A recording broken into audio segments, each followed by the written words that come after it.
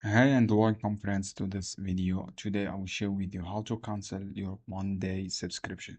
So guys, go to your profile from here and go to one profile. You can see here this page. When you click on profile, you will see this administration option. Look for administration option. Click on administration option. After that, friends, click on billing, this option billing information. After that, click on three points here and then click cancel a product. Click cancel a product. After that, click cancel your products and then you will see this page. From here, click cancel plan renewal.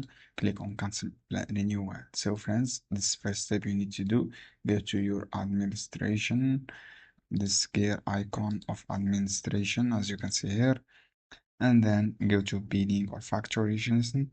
After that, click on 3 points from here. As you can see here, click 3 points and then click cancel products. After that, click cancel renewal plan.